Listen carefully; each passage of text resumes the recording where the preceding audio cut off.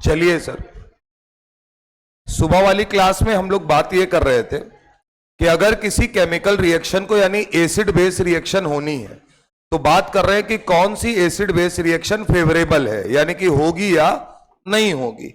उसके लिए बड़ा बेसिक सा फंडा था कि अगर किसी भी रिएक्शन को होना है तो उसके लिए प्रोडक्ट साइड में कभी भी रिएक्टेंट साइड से स्ट्रॉन्गर एसिड या बेस का फॉर्मेशन नहीं होना चाहिए। क्लियर है मामला? जैसे आपने पहली रिएक्शन पढ़ ली है कि अगर मान लीजिए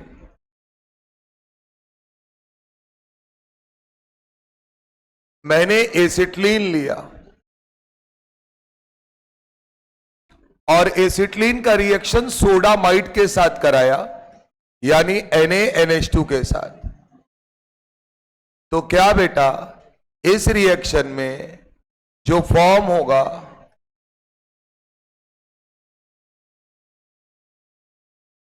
एक तो ये बनेगा और दूसरा अमोनिया गैस इवॉल्व होगी। इसको हम लोग नाम दे रहे थे सोडियम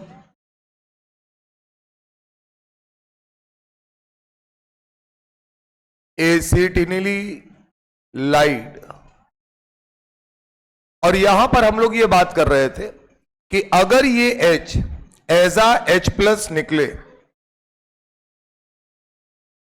ठीक बात, अगर ये H एज आ H+ निकले तो कार्बन पर नेगेटिव चार्ज आएगा और इस कार्बन की इलेक्ट्रोनेगेटिविटी 3.25 है, जिसको अपन लोग बोलते हैं एसिटिलिनिक बॉन्ड। क्लियर है मामला?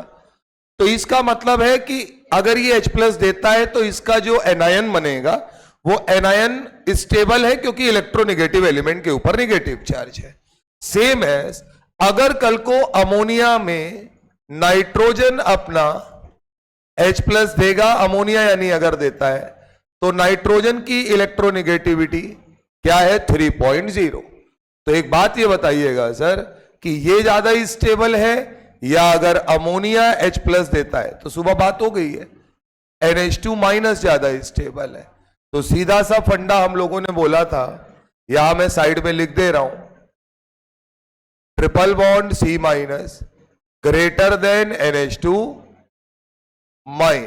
ये हमारा स्टेबिलिटी का मामला है।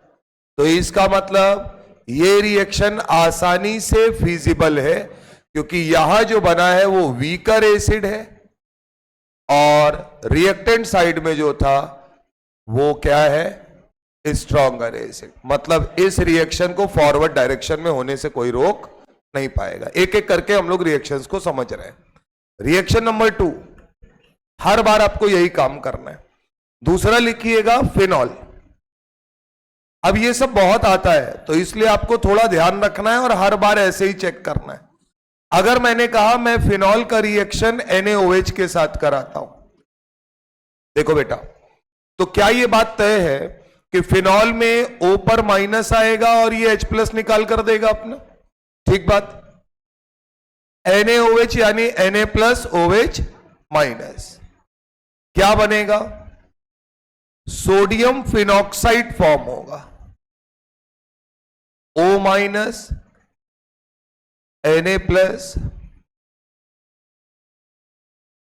सोडियम फिनॉक्साइड बना। अच्छा, बाकी अगर हम कैटायन एनायन को जोड़ दें तो क्या H+ और OH- मिलकर वाटर बना देंगे? ठीक बात। लड़ाई फिर वही है, फिनॉल और वाटर में एसिडिक स्ट्रेंथ का ऑर्डर चेक कर ले और अगर प्रोडक्ट साइड में ज्यादा स्ट्रॉन्गर एसिड बन गया तो वो रिएक्शन होने वाली नहीं है। तो अगर मैं तुमसे पूछूंगा तो ये H+ देने के बाद क्या बनाएगा? Phenoxide ion. देखना, बस देखते ही आ जाएगा। अगर वाटर H+ निकालेगा तो क्या बनाएगा? Hydroxide ion. क्या ये बात क्लियर है? अब बेटा एक बात बताइए, दोनों में ही नेगेटिव चार्ज कहां है? ऑक्सीजन पर। लेकिन क्या फिनॉक्साइड का नेगेटिव चार्ज रेजोनेंस में इन्वॉल्व है? यानी कि ये रेजोनेंस के द्वारा स्टेबिलाइज्ड है। तो क्या इसका मतलब, और यहां नेगेटिव चार्ज जो है वो एक ही जगह पर है, और एक जगह पर अगर कोई चार्ज या लोन पेयर रहता है तो क्या मैं उसे लोकलाइज्ड बोलता हूं। यहां पर नेगेटिव चार्ज टहल रहा है रेजोनेंस में, मतलब ये डीलोकलाइज है। तो सर डीलोकलाइज वाला लोकलाइज्ड से तो ज्यादा ही स्टेबल होता है। अब जिसका एनायन स्टेबल उसकी एसिडिक स्ट्रेंथ ज्यादा, तो क्या मैं ये बोल सकता हूं कि फिनॉल जो है वो स्ट्रॉन्गर एसिड है विद रिस्पेक्ट टू वाटर। बोलो सर। तो इसका मतलब यहां भी किसी प्रकार की कोई समस्या नहीं है, यानी ये रिएक्शन भी आसानी से होगी। मतलब आपके पास कभी भी आए कि क्या ये रिएक्ट करके कुछ बनाता है, तो ऐसे ही चेक करना है आपको, यानी रिएक्शन मैकेनिज्म में। अब आज की क्लास क्यों इंपॉर्टेंट है, कोई जबरदस्ती नहीं, तुमको हमने 1 घंटे के लिए रोक रखा है। अब ये बताइए, जो हम लोगों ने बार बार इंटरमीडिएट की स्टेबिलिटी पढ़ी है, क्या वो बाकायदा यूज हो रही है सर? तो इससे आपको एप्लीकेशन अब देखना है कि जो पढ़ा है वो यूज कर पा रहे हो या नहीं कर पा रहे हो, जहां कहीं भी। अच्छा एक बात और है, इसका फंडा बेसिक सा ये है, अगर ये साइड स्ट्रॉन्गर है तो ये H+ ज्यादा देगा या जल्दी देगा, और अगर कल को प्रोडक्ट साइड ज्यादा स्टेबल हो गया यानी ज्यादा स्ट्रॉन्गर एसिड है, तो इसका मतलब है कि ये H+ जल्दी देगा, तो रिएक्शन किधर जाएगी? बैकवर्ड, यानी फॉरवर्ड वाली रिएक्शन होने वाली नहीं है। बस सीधा सा फंडा है। तो अब मुझे बताइए, 2 रिएक्शन पढ़ ली। पहली रिएक्शन बताओ, एसिटिलीन NaNH2 के साथ रिएक्ट करके अमोनिया गैस इवॉल्व करता है, सही है। फिनॉल NaOH के साथ रिएक्ट करके सोडियम फिनॉक्साइड और वाटर बनाता है, कहीं कोई समस्या नहीं है।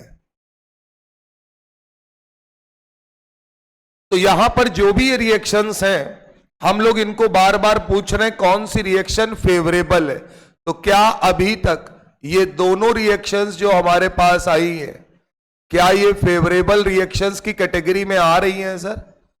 बिल्कुल आ रही है। तो दोनों में आप लिख लीजिए फेवरेबल इन फॉरवर्ड डायरेक्शन।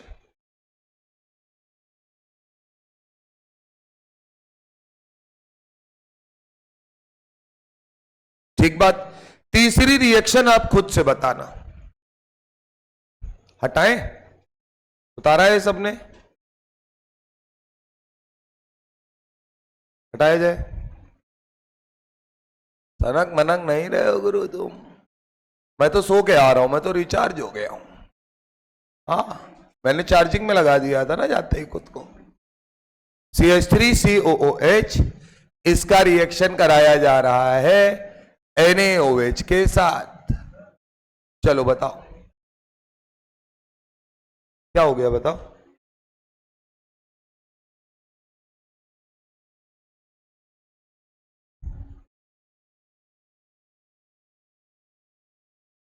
वो हमें मालूम है, होगी या नहीं होगी ये बताना है। क्या बेटा, अपने को पता है यहां माइनस यहां प्लस, यहां प्लस यहां माइनस। क्या अगर मैं यहां प्रोडक्ट बनाऊंगा तो सोडियम एसीटेट बनेगा, CH3COO माइनस Na+, और साथ साथ कौन सा क्या बनेगा, फॉर्म होगा वाटर। अब वाटर और एसिटिक एसिड में स्ट्रॉन्गर एसिड कौन सा है? क्या ये दोनों के एनायन बताएंगे सर? अगर मैं साइड में यहां पर एसिटेट आयन लिखूंगा तो मैंने एसिटिक एसिड से H+ निकालकर उसका एनायन बनाया। वाटर के लिए मैं लिखूंगा OH-। सर यहां रेजोनेंस ही नहीं है, बल्कि कौन सा वाला रेजोनेंस है?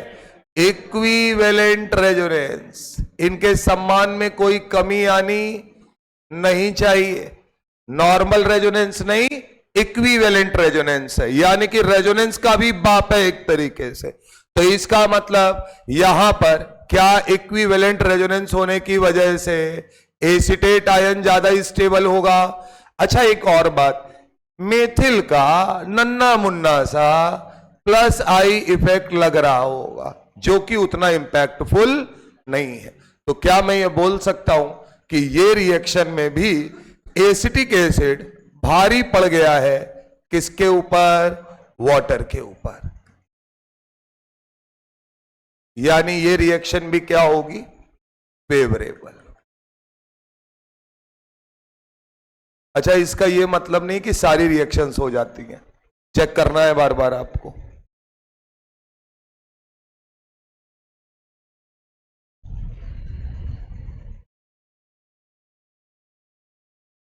किसी को भी किसी से भी लड़ा सकते हैं। बात समझ में आ रही है?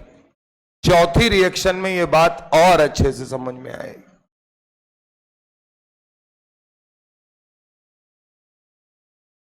एसिटिक एसिड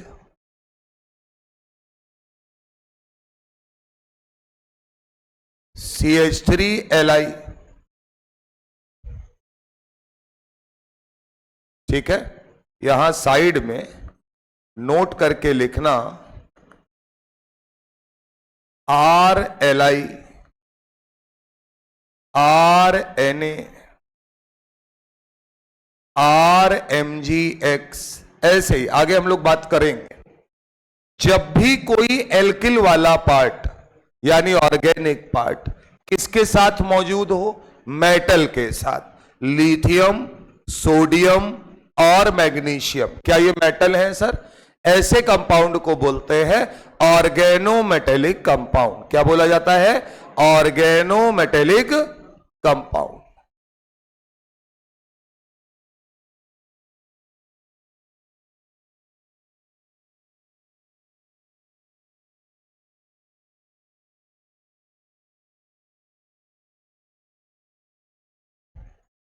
ठीक है,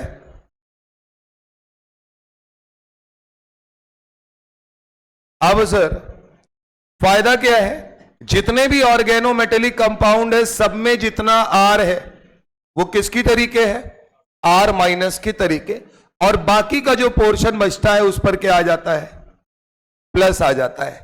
यानी कि सब लोग आर माइनस देने के लिए तैयार है। तो ऐसे कंपाउंड को क्या बोला जाता है? Organometallic compound. ठीक बात। यहां की जानकारी से समझ में आया कि एसिटेट आयन तो H प्लस, वो एसिटिक एसिड तो H प्लस देगा और एसिटेट आयन बनाएगा, लेकिन CH3Li को मैं किस में तोड़ूंगा? CH3 माइनस में और Li प्लस में। पहले तो तोड़ना आना चाहिए ना, फिर ना बात करेंगे होगा कि नहीं होगा रिएक्शन। चलो कर लो।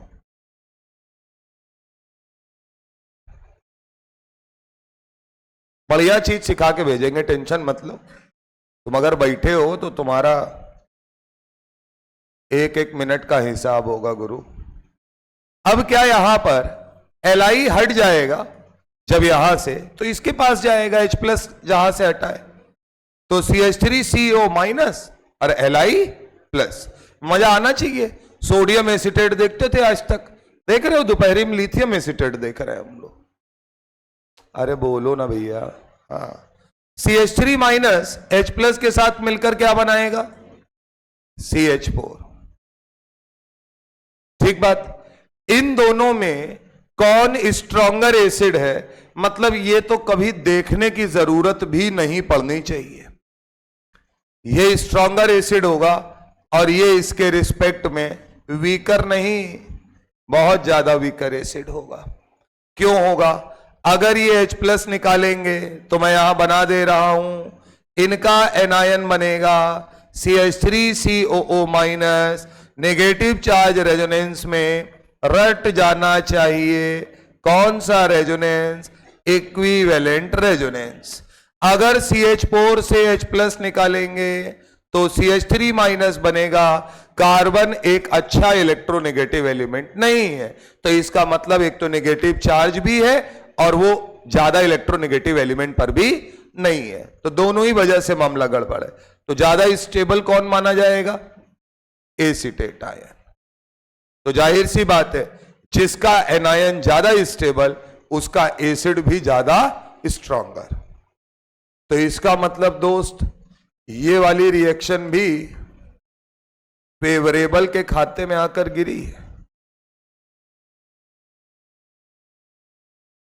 क्या मैं ये बोल सकता हूं कि एसिटिक एसिड ऑर्गेनोमेटेलिक कंपाउंड्स के साथ भी रिएक्ट करके रिएक्शन देता है। क्लियर है मामला?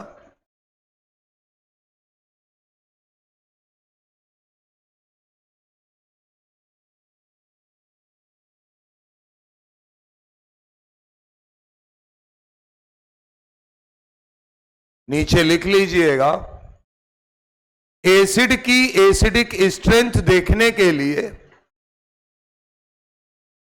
एसिड की एसिडिक स्ट्रेंथ देखने के लिए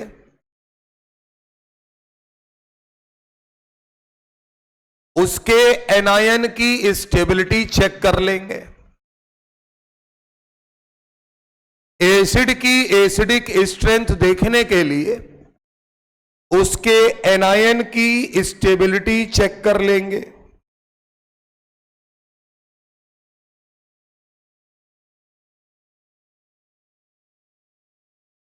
पैराग्राफ चेंज करके लिखिएगा, एनायन जितना ज्यादा स्टेबल, एनायन जितना ज्यादा स्टेबल उतना स्ट्रॉन्गर एसिड। खत्म बात। कॉन्जुगेट पॉन्जुगेट के चक्कर में तुमको डाल ही नहीं रहे हैं हम। क्लियर है मामला? तो ये 4 रिएक्शन समझ में आई। 5वीं रिएक्शन है सर, खूब मार्केट में चलती है, reaction with sodium bicarbonate.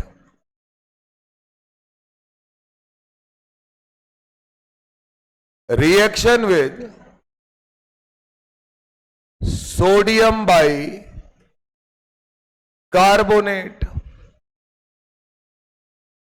NaHCO3 किसके साथ रिएक्शन कराएंगे अब? सोडियम बाइकार्बोनेट के साथ। तो यार अगर मैं इसे तोड़ूंगा तो Na+ और HCO3- है। ठीक बात। एक छोटी सी बात याद रखना, अभी आगे तो बात कर ही रहे हैं, जब कभी भी H2CO3 बनता है, बात समझिएगा, तो H2CO3 जो होता है वो अनस्टेबल होता है। कैसा एसिड है? अनस्टेबल है। तो अगर अनस्टेबल है तो ये अपने आप को तोड़ लेता है CO2+ वाटर में। तो असलियत में जो भी सोडियम बाइकार्बोनेट के साथ रिएक्शन देगा, पूछा जाता है कि वो हमेशा कौन सी गैस इवॉल्व करेगा? कार्बन डाइऑक्साइड, क्योंकि H2CO3 बनाएगा और वो आगे चल के टूट के क्या प्रोड्यूस कर देगा? CO2। क्लियर है मामला? तो कंफ्यूज नहीं होना है कि आप CO2 कहां से ले आए हो, पहले साइड में बना लो जल्दी से। घूरो नहीं, हमको घूर के कुछ होना नहीं है, बना लो।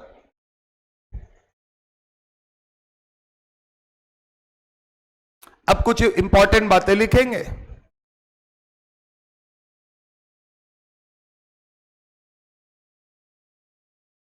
अच्छा एक बात ये बता दो, ये तो कहानी है, H2CO3 कहां बनेगा? अरे भैया ये किसी के साथ रिएक्ट करेगा, रिएक्ट करके उससे क्या ले लेगा? H+ लेके क्या बनाएगा? H2CO3। तो H2CO3 कहां पे बनेगा एसिड? प्रोडक्ट साइड में। तो जितने भी एसिड H2CO3 से स्ट्रॉन्गर होंगे, दोबारा सुनिएगा, जितने भी एसिड H2CO3 से स्ट्रॉन्गर होंगे वो सारे के सारे सोडियम बाइकार्बोनेट के साथ रिएक्ट करके CO2 गैस इवॉल्व करेंगे या नहीं करेंगे? करेंगे। तो पहला पॉइंट वही है, लिखिएगा point number 1, all acids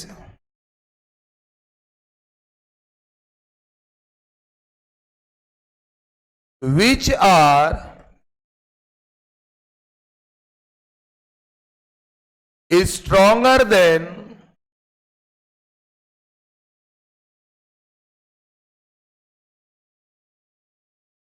H2CO3 can produce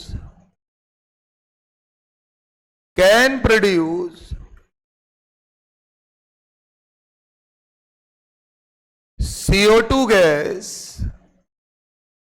can produce CO2 gas on treatment with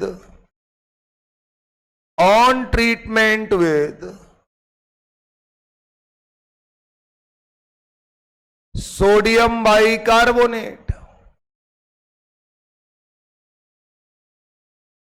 जितने भी एसिड H2CO3 से स्ट्रॉन्गर होंगे वो सारे के सारे क्या करेंगे, CO2 गैस प्रोड्यूस करेंगे। मतलब ये क्या कह रहा है, मान लो आपने एक एसिड लिया HA, अब पता तो नहीं है ना कि ये कौन है, इसका मतलब यहां H+ है और A- है, एनायनिक पार्ट है।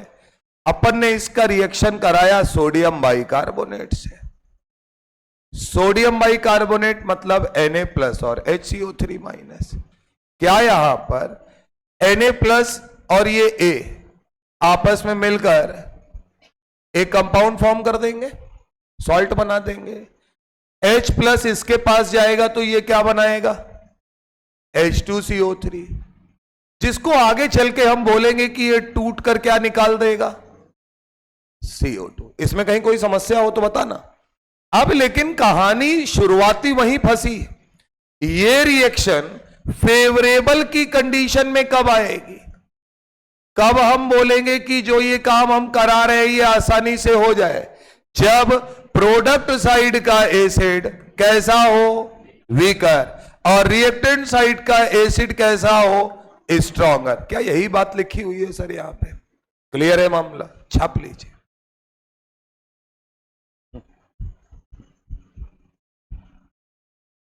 सालों टेढ़े मेढ़े हो रहे हो तुम, है? अभी कल भी रखनी है क्लास।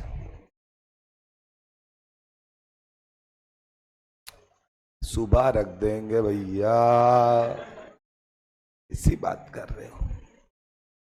हम ये कह रहे हैं कि क्या हम लोग कल ट्राई करें 6:30 बजे का? बोलो, मजा आ जाएगा। बोलो सर, हो जाए? Yes sir, yes sir. नहीं यार, हाँ। अरे मत करो साले, आ जाएंगे ये लोग, सोचेंगे क्या कर रहा है। हमारी क्लास से भी बंद करवा दोगे तो। जैसे एक दिन आ जाओ तो मजा आ जाए गुरु। और हम तो बता रहे हैं 6 बजे की रख दो। 6 से, मैं मजाक नहीं कर रहा हूं, मैं तुम्हें पढ़ाऊंगा 6 वाली क्लास 6:10 6:15 से स्टार्ट कर दूंगा।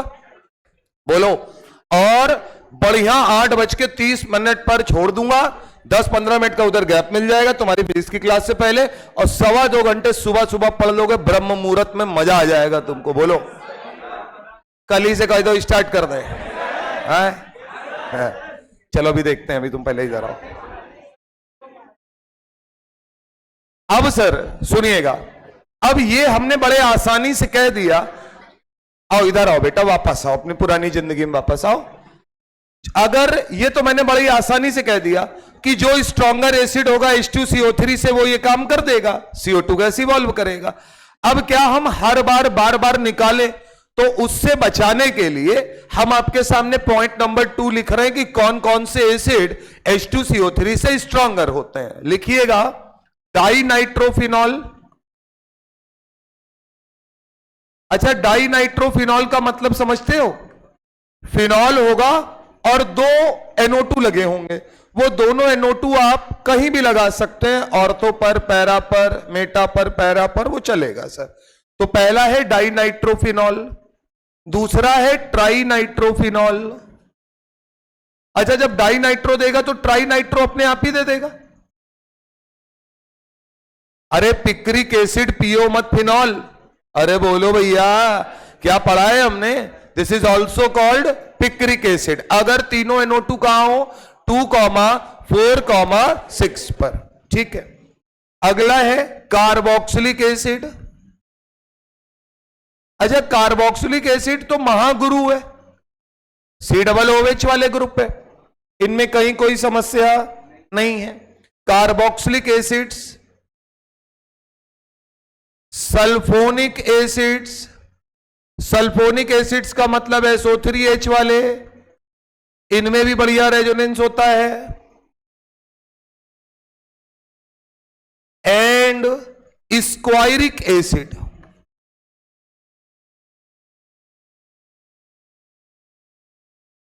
सुनिए तो, अगर आपने एरोमेटिक नॉन एरोमेटिक वाला मेरा लेक्चर देखा होगा तो आपको औकात समझ में आएगी। मैंने एक एक चीज उसमें बताई है। बहुत तगड़ा लेक्चर है सर, लेक्चर देखिए, उसमें बढ़िया बढ़िया कमेंट करिए। तुम साले बस वही है ना, किसी लायक नहीं है। जैसे कुछ कह दो तो आधा आदमी कह देगा अच्छा तुमको फायदा हो जाएगा, ले तू ही रख ले फायदा। बनाओ स्ट्रक्चर बनाओ बेटा। एरोमेटिक कंपाउंड होता है और बहुत बढ़िया होता है स्क्वायरिक एसिड, जो आता है उसको लपेट देता है। ये खतरनाक एसिड है ये सब के सब H2CO3 से स्ट्रॉन्गर एसिड है। तो मैं लिख रहा हूं आगे, can react with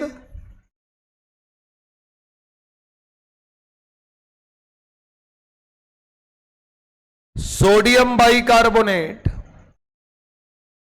and evolve CO2 gas.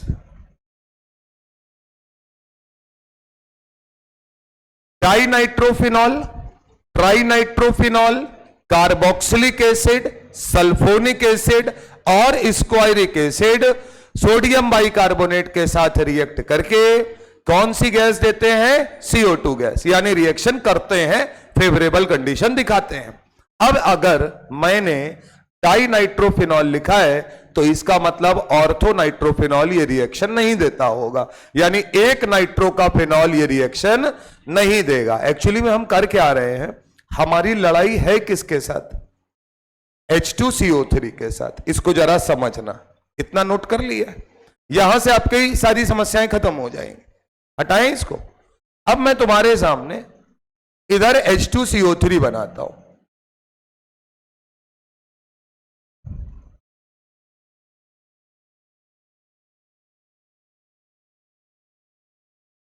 ये है H+ निकाला, तो जैसे ही H+ निकाला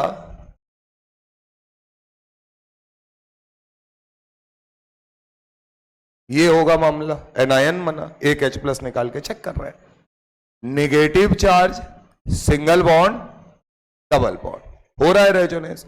क्या ये रेजोनेंस इक्विवेलेंट रेजोनेंस है सर? लेकिन इस रेजोनेंस में अड़ंगा मारने के लिए क्रॉस कॉन्जुगेशन है या नहीं है?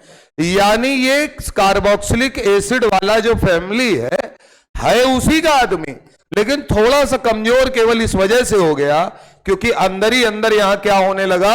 Cross conjugation.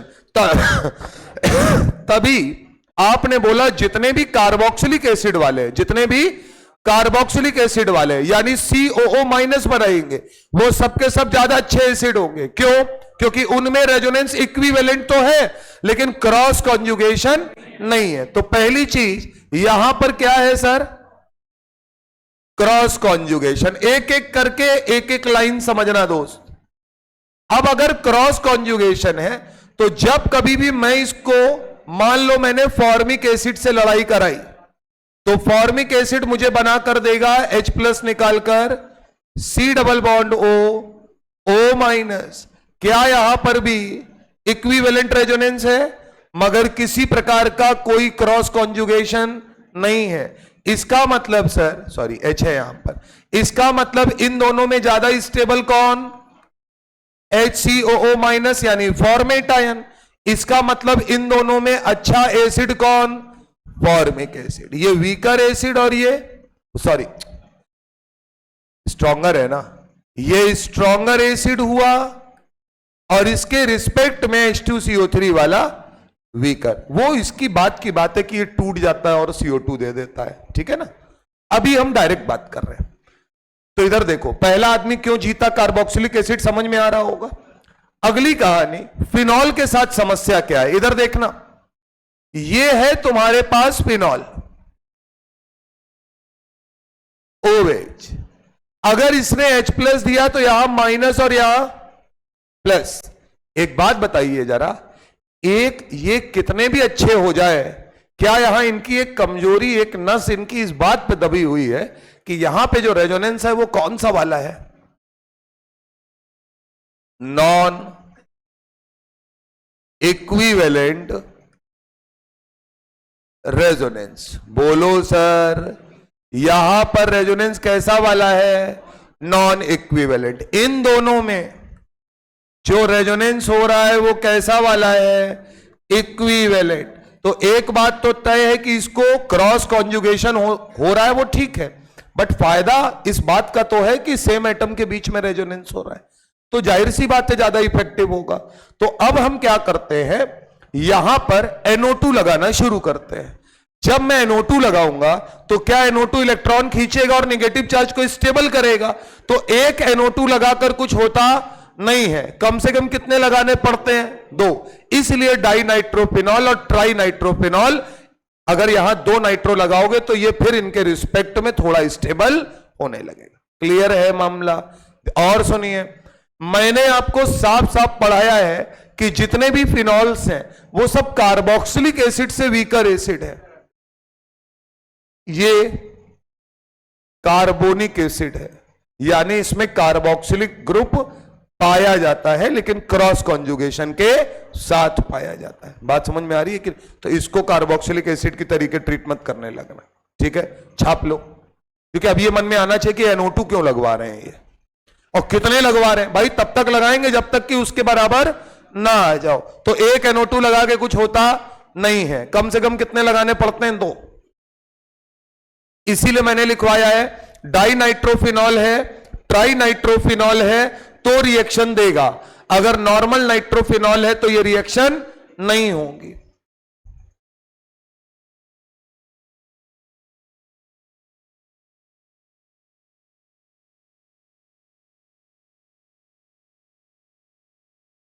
अब एक और आदमी आया, कौन?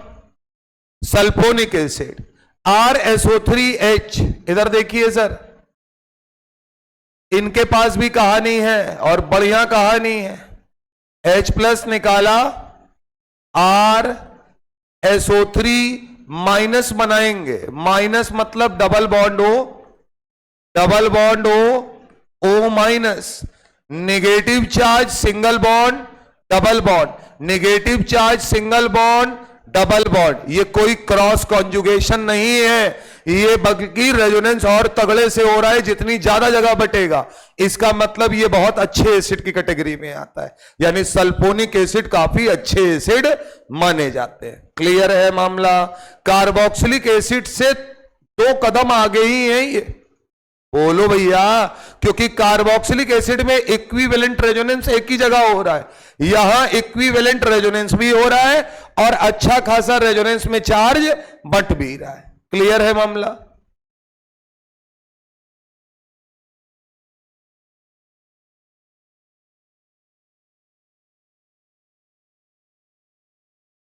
और जब वो लेक्चर आप देखेंगे तो स्क्वायरिक एसिड सबसे अच्छा एसिड इस वजह से हो जा रहा है कि जब वो H+ देता है तो वहां पर उसका नेगेटिव चार्ज रेजोनेंस में आता है, जिसकी वजह से वो कंपाउंड एरोमेटिक, मतलब एनायन एरोमेटिक बनता है। तो एरोमेटिक कैरेक्टर अगर किसी के अंदर इंट्रोड्यूस होता है तो उसकी स्टेबिलिटी काफी बढ़ जाती है। क्लियर है मामला? एक बार फटाफट बता दो, dinitrophenol, trinitrophenol, sulphonic acid, अरे बोलो ना यार, अरे जरूरी थोड़ी कि सीक्वेंसेस से बता दो। सल्फोनिक एसिड, कार्बोक्सिलिक एसिड और स्क्वायरिक एसिड, ये सब के सब सोडियम बाइकार्बोनेट के साथ रिएक्ट करते हैं और CO2 गैस इवॉल्व करते हैं। तो क्या एक बात बताओ, इन सब में सबसे कमजोर आदमी कौन है? मतलब रिएक्शन तो दे रहा है, लेकिन कौन है? मतलब बिल्कुल अभी तुमने बिल्कुल फिट करके बस रिएक्शन लायक बनाया है, डाई नाइट्रोफिनॉल। मतलब इससे कमजोर हुए तो गए। अरे बोलो ना यार। तो क्या अगर कल को वो ये लिखे, ये छाप चुके हो, लिखो acids which are weaker than, acids which are weaker than, acids which are weaker than dinitrophenol can't react with acids which are weaker than dinitrophenol can't react with NaHCO3 sodium bicarbonate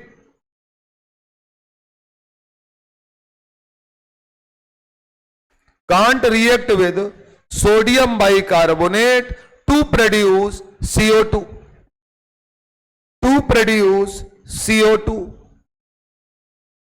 अब sir direct सवाल, बातचीत खत्म। क्या इतनी कहानी हमने पढ़ा दी। अब आप हमको बताइए कि किस रिएक्शन में रिएक्शन होने के बाद CO2 गैस इवॉल्व होती है। फेवरेबल एवरेबल अब हम नहीं पूछ रहे। चलें सर, क्वेश्चन लिखिए सीधा। CO2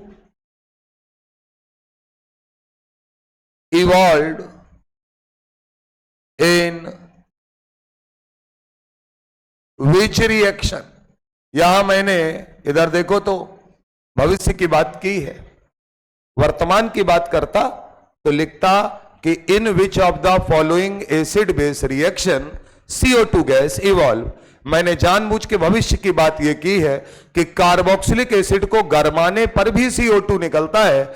यानी कि जब पेपर में सवाल आएगा और अगर वो थोड़ा सा बुद्धिमान व्यक्ति है जो पेपर में सवाल बना रहा है, तो वो एसिड बेस टाइट्रेशन यानी रिएक्शन के साथ साथ हीटिंग इफेक्ट वाले भी कंपाउंड डाल देगा। बात समझ में आ रही है कि नहीं आ रही है? तो इसलिए ध्यान रखना है। अभी हम ऐसा कुछ भी करने के मूड में नहीं है, लेकिन कल हम ये काम कर देंगे। बोलो भैया।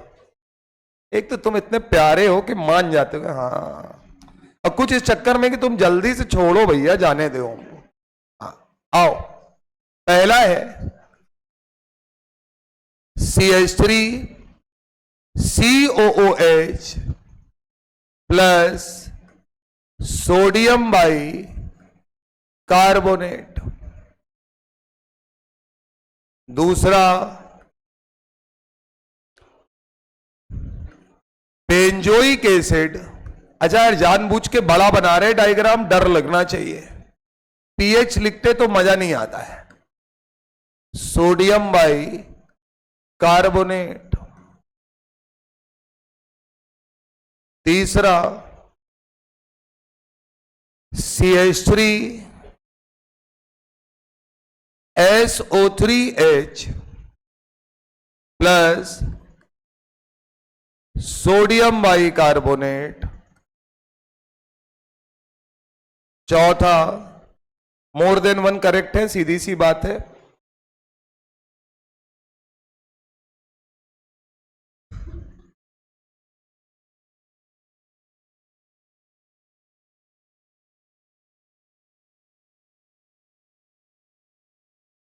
अच्छा ये बताओ, इधर देखो तो, अब जैसे हमें 2 नाइट्रो लगाने हैं, थोड़ी बुद्धि लगाना। क्या हमको ये बताओ कि हम दोनों NO2 इसलिए ला रहे हैं क्योंकि वो फिनॉल के जब H+ दे दे फिनॉल, तो उस पे जो O- बने वो ज्यादा स्टेबल बने। इसलिए हम NO2 को कहां लगाए? वहां लगाएं जहां वो अपनी फुल पावर से काम कर पाए। NO2 का क्या काम होता है? वो -m इफेक्ट से इलेक्ट्रॉन खींचता है, -I इफेक्ट से खींचता है। इन दोनों में कौन सा डोमिनेटिंग फैक्टर है? -m। तो NO2 अगर हम लेकर आ रहे हैं तो हमारा NO2 -m दिखाना भी चाहिए। इसलिए हम उसको ज्यादातर कहां लगाने का प्रयास करते हैं? ऑर्थो और पैरा पर। मेटा पर लगाएंगे तो मामला गड़बड़ हो जाएगा। बात समझ में आ रही है? Sodium by carbonate.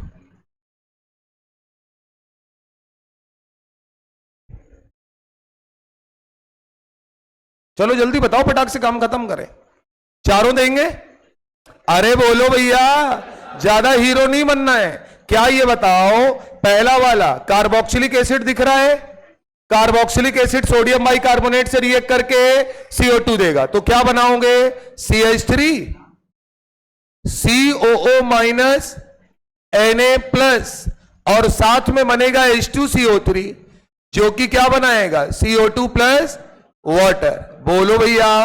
अब तुम बाकी के प्रोडक्ट अपने बनाते रहना। इधर देखो, कार्बोक्सिलिक एसिड है, क्या रिएक्शन देगा?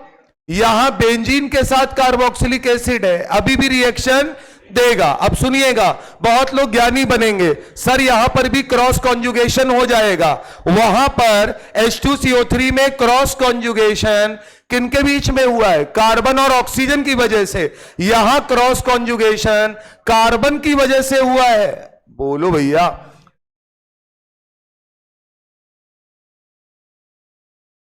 ये तुम्हारा कार्बोनिक एसिड था। अगर मैं दोनों H+ निकाल दूं तो बोलो, यहां पर ये बताओ, ये नेगेटिव चार्ज रेजोनेंस में गया तो क्या ये वाला क्रॉस कॉन्जुगेशन करने लगता था? ये क्रॉस कॉन्जुगेशन क्या इक्विवेलेंट के बीच में हुआ है?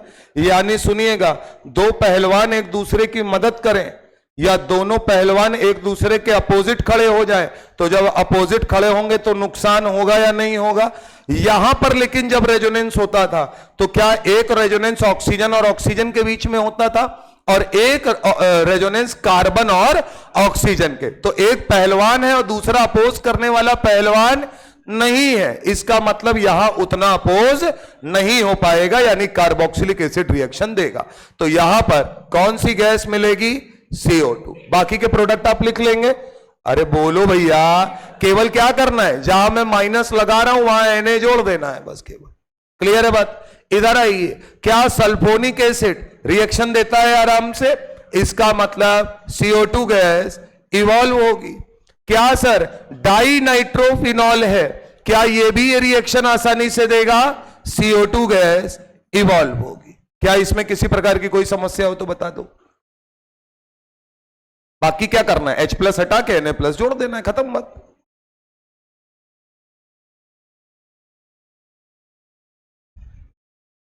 चले हटाए। हाँ, अब हम दूसरे तरीके से बना रहे हैं, कम समय में ज्यादा काम। अच्छा, अब यही आएंगे जो हम करा रहे हैं, तो तुम बिल्कुल इजी हो जाना, समझना मत है। तो यही वाले आएंगे पेपर में।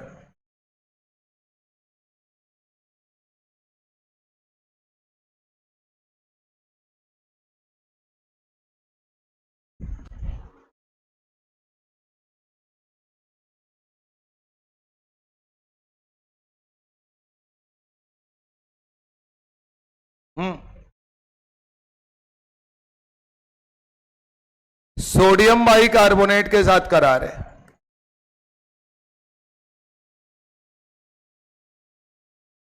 डायरेक्ट बात बोलो सर, क्या ये बताओ, ये ट्राइनाइट्रोफिनॉल है, ट्राइनाइट्रोफिनॉल सोडियम बाइकार्बोनेट के साथ रिएक्शन देता है और कौन सी गैस इवॉल्व करेगा? CO2। क्या स्क्वायरिक एसिड है? स्क्वायरिक एसिड आसानी से रिएक्शन देता है और कौन सी गैस इवॉल्व करेगा? CO2। CO2 का मतलब H2CO3 बना रहा है और वो वीकर है इससे। क्या ये फिनॉल है? और भाई साहब, आपने कहा था फिनॉल को कि जब भी आना 2 नाइट्रो कम से कम लेकर आना। इसका मतलब ये बिना नाइट्रो के चले आए हैं, लात खा के घर वापस जाएंगे। नो रिएक्शन, नहीं बनेगा, नहीं लिखोगे, क्या लिखोगे? No reaction. ये रिएक्शन प्रोसीड ही नहीं करेगी कभी। यानी phenol can't react with sodium bicarbonate, या phenol doesn't evolve carbon dioxide gas on reaction with sodium bicarbonate। कभी भी स्टेटमेंट आएगा तो ये सही माना जाएगा।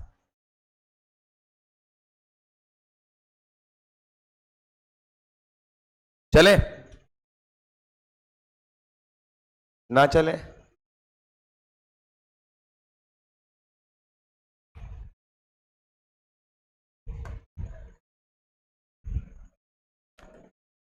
कुछ बातें दिल की होती है, समझ लिया करो अपने मन से। अब तुम पूरा ही छापोगे साले उसमें तो थोड़ी काम बनेगा। यहां मान लो हमने एक Cl लगा दिया, क्या लगाया? Cl। यहां हमने कहा कि ना एक NO2 लगाएंगे, तो यहां हमने एक NO2 लगाया, यहां हमने CH3CH2OH ले लिया और हमने इनसे कहा कि सुनो, तुम्हारा रिएक्शन किससे कराएंगे? सोडियम बाइकार्बोनेट के साथ कराएंगे।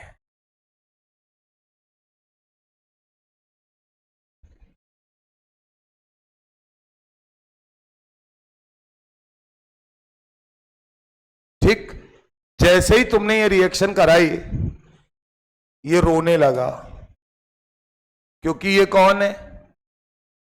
अल्कोहल। बोला कि सर हम तो खुद नशे में रहते हैं, अल्कोहल है ना।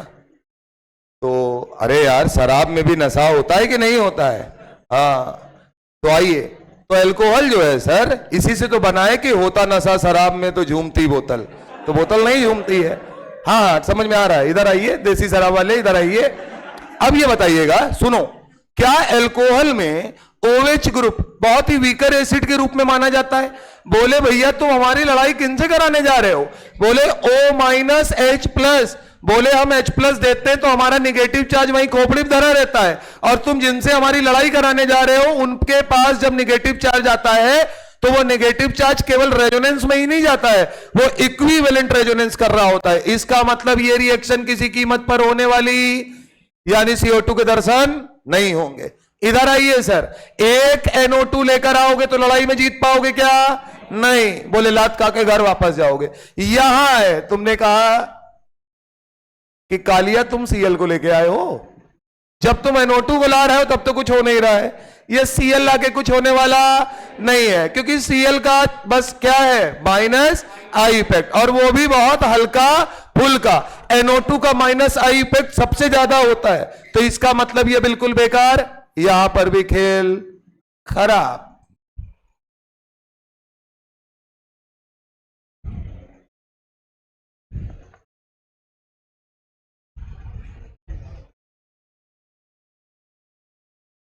चलें सर, बस 8 मिनट बच्चे हैं, अभी एक और करा दे रहे हैं। अरे बात तो मेरे करो, हम नहीं पहचानते। हो गया? अगला लिखिए, रिएक्शन विद Na यानी सोडियम मेटल, ये बहुत आता है क्योंकि वो लोग जानते हैं कि बच्चे इसको नहीं पढ़ते हैं। Reaction with sodium metal and NaNH2 यानी सोडामाइड के साथ या सोडियम मेटल के साथ कौन कौन रिएक्शन देगा, इसके बारे में जानकारी देने जा रहे हैं।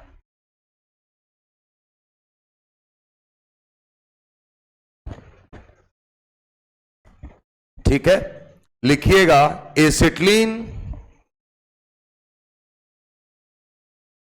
And stronger acid than acetylene, यानी या तो एसिटिलीन हो और या एसिटिलीन से स्ट्रॉन्गर एसिड हो। Acetylene and stronger acid than acetylene can react with Na, can react with Na and NaNH2, can react with Na and NaNH2 to produce hydrogen gas and ammonia gas respectively. Hydrogen gas and ammonia gas respectively. This is acetylene. बोलो sir, अब ये बताओ, क्या acetylene का जो carbon है उसकी electronegativity 3.25 है, यानी नाइट्रोजन और Cl से ज्यादा इलेक्ट्रोनिगेटिव है। इसका मतलब ये कह रहे हैं कि नाइट्रोजन और Cl से जुड़ा हाइड्रोजन ये रिएक्शन परफॉर्म नहीं करेगा, क्योंकि एसिटिलीन या एसिटिलीन से स्ट्रॉन्गर होना चाहिए एसिड। अब सर कहा गया, अगर इसकी रिएक्शन सोडियम मेटल से कराई तो रिएक्शन कैसे होती है? ये H+ की तरीके निकलेगा, तो अगर मैं एक तरफ निकालूंगा तो बनेगा C-Na+, और साथ में कौन सी गैस इवॉल्व होती हुई नजर आएगी? Hydrogen gas. बैलेंस करने के लिए मैं हाफ लिख दे रहा हूं। ये रिएक्शन रिडॉक्स रिएक्शन की कैटेगरी में आती है। बोलो सर, क्योंकि Na का ऑक्सीडेशन हो रहा है और हाइड्रोजन जो H+ की तरीके यहां पर था उसका क्या हो रहा है? रिडक्शन, वो 0 पे जा रहा है। क्लियर है मामला? तो याद रखना है, acetylene react with sodium metal gives sodium acetylide. अब ये ध्यान रखना, ये सोडियम जितना ज्यादा होगा उतने ज्यादा H+ को हटाता चला जाए। एक्सेस में लेंगे तो दोनों तरफ हो जाएगा काम। अगला, अभी हम लोगों ने शुरुआत में पढ़ रखा है क्या एसिटिलीन NaNH2 के साथ रिएक्शन देता था? पहली रिएक्शन पढ़ी है हम लोगों ने, फेवरेबल कंडीशन वाली। क्या यहां पर Na प्लस है और NH2 माइनस है? तो अपने को पता है CH triple bond C minus Na plus, और सर यहां से जो H प्लस निकलेगा, क्या ये H प्लस NH2 माइनस के साथ अमोनिया गैस इवॉल्व करेगा? क्या इन दोनों रिएक्शन में इंपॉर्टेंट बात यह है कि एक प्रोडक्ट सेम बन रहा है? बोलो भैया, सोडियम एसिटिलाइड दोनों में बन रहा है, केवल क्या चीज है जो बदल रही है? वहां अमोनिया गैस इवॉल्व होता है, यहां हाइड्रोजन। जो मैंने लिखा है कि hydrogen gas and ammonia gas respectively, यानी अगर सोडियम मेटल से कराना तो हाइड्रोजन निकालना और NaNH2 से कराना तो अमोनिया निकाल। ये काम सारे वो एसिड करेंगे जो एसिटिलीन से ज्यादा स्ट्रॉन्गर एसिड हो। एसिटिलीन से स्ट्रॉन्गर एसिड बड़ा आसान, ऑक्सीजन से जुड़ा हो तो 3.5 हो गई इलेक्ट्रोनेगेटिविटी, फ्लोरीन से जुड़ा हो 4 हो गई, ऑक्सीजन पे नेगेटिव चार्ज आए और रेजोनेंस में आ जाए तो और अच्छा हो गया मामला। अरे बोलो भैया, तो वो सारे के सारे स्ट्रॉन्गर हो जाएंगे। इससे क्लियर है मामला?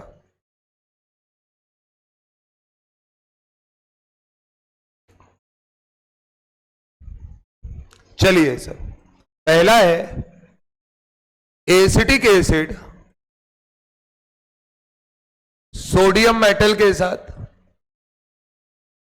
दूसरी है पीएच समझ ही जाओगे, बेंजीन रिंग है, बेंजोइक एसिड सोडियम मेटल के साथ, तीसरा है PHSO3H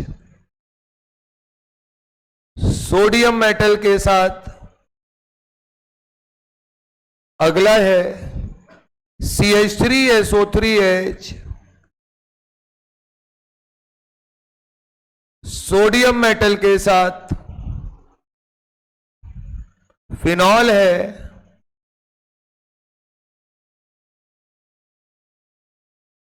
सोडियम मेटल के साथ, ईथेन है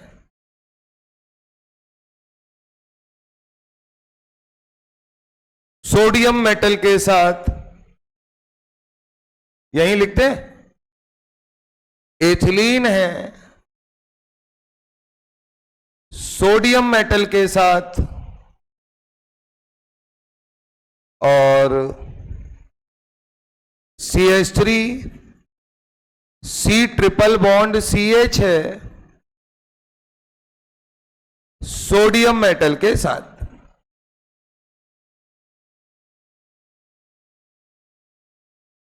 जल्दी करो, 5 मिनट है यार, अभी बहुत एक्यूरेट पढ़ा रहे हैं भाई, अंतिम सेकंड तक बिल्कुल कंप्लीट हो जाए। कहो 1-2 10-20 सेकंड बच जाए, उसका करेंगे क्या? जल्दी।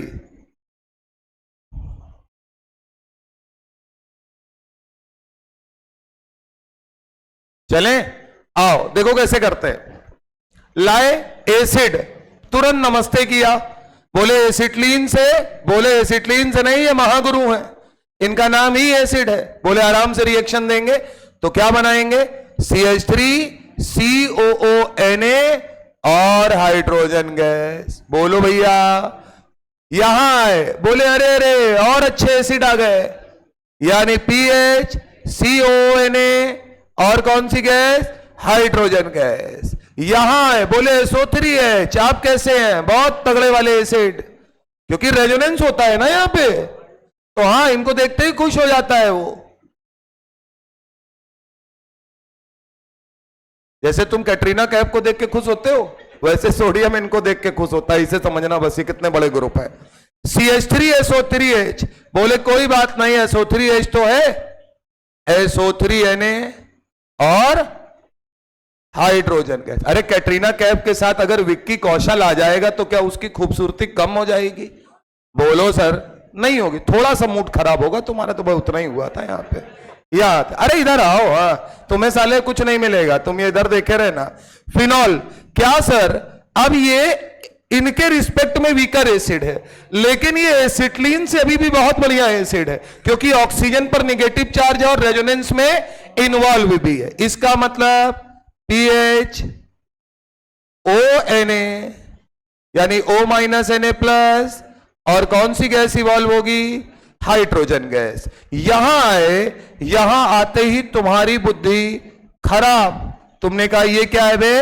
ये कौन है? इथेन। इथेन मतलब नॉर्मल टुच्चा सा कार्बन, जिससे हाइड्रोजन कभी H+ की तरीके निकलने वाला नहीं है। No reaction. एल्कीन को तुमने देखा, बोले तुम भी भाग जाओ, क्योंकि एल्काइन या उससे ज्यादा स्टेबल होना चाहिए। इधर आए एसिटिलीन। क्या यहां एसिटिलिक बॉन्ड मौजूद है? हाँ है। ट्रिपल बॉन्ड CH अगर है तो तुमने कहा कोई बात नहीं, एक तरफ से रिएक्शन करके खुश रहो, यानी CH3C triple bond C minus Na plus plus hydrogen. बोलो सर, तो ये आराम से रिएक्शन दे सकते हैं। बस इतनी बात है। 20 सेकंड बच गए हैं सर। कल सुबह रख दे 7 बजे वाली। अरे बोलो ना यार, एक क्लास हो जाए। आओ 7 बजे कंफर्म हो ना? नहीं समझे? तुम नहीं आओगे, मैं आ जाऊंगा। ये तुम देखे रहना, पूछ नहीं रहा हूं, बता रहा हूं, और इसी के आगे पढ़ाऊंगा, तो फिर समझे रहना। और कोई और सुनो, देखो ऐसे ही रिकॉर्ड होते होते नीला सफेद और पीला देख रहे हो क्या क्या हो गया। तो हमारे पास ना आना कि हमको लेक्चर दे दो।